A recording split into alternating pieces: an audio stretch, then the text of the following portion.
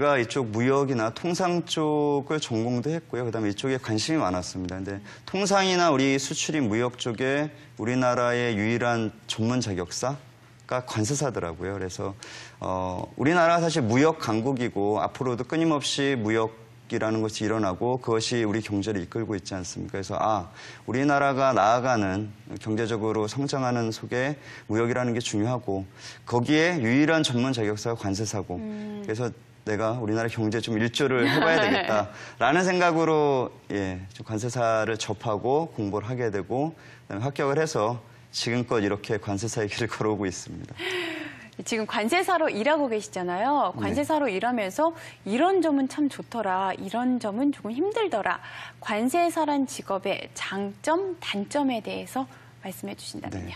네. 관세사도 전문 자격사이기 때문에 사실 공부를 많이 해야 됩니다. 공부를 많이 해야 되는 게 이제 물론 단점인데 장점을 제가 먼저 말씀을 드리면 아까 제가 말씀드렸지만 좀 일이 제한되어 있지 않습니다. 왜냐하면 FTA, 그다음에 제가 아까 AO라고 수출입 종합 인증 우수업체라는 제도가 제가 처음 관세할 때는 없었거든요, 우리나라에. 불과 이제 10년도 안 되는 시기에 협정을 통해서 그런 제도들이 만들어지면서 관세사들이 하는 역할뿐 아니라 일의 범위가 상당히 다양하죠.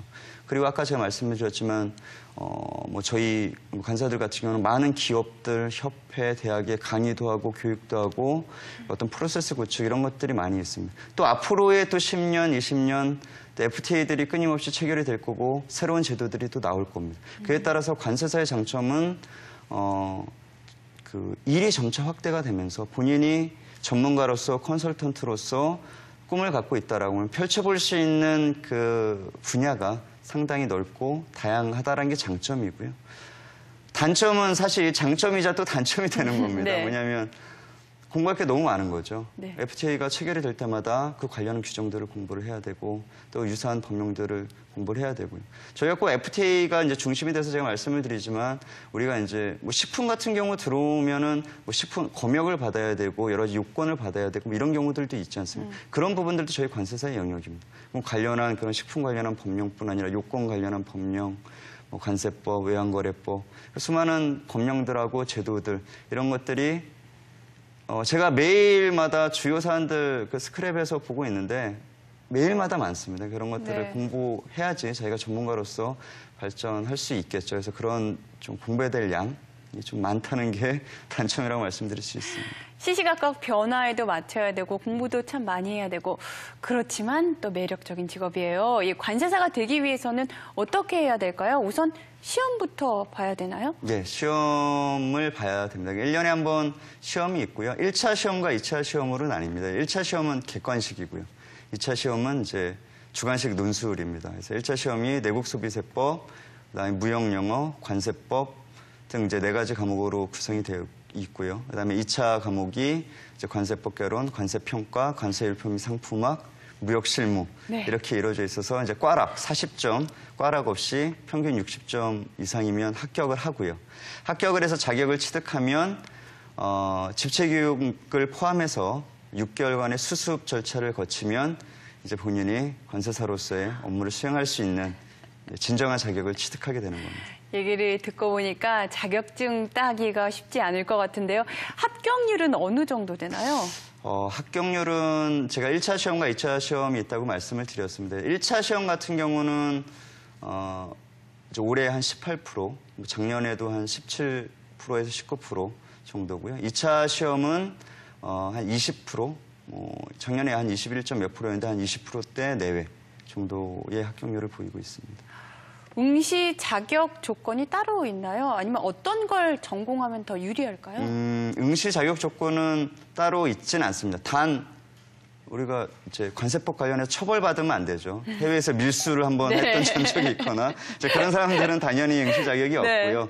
그런 자격 제한 조건을 빼고 이제 별다른 학력이나 성별이나 나이나 이런 것들에 대한 제한은 없습니다. 제한은 이제 전혀 없고요.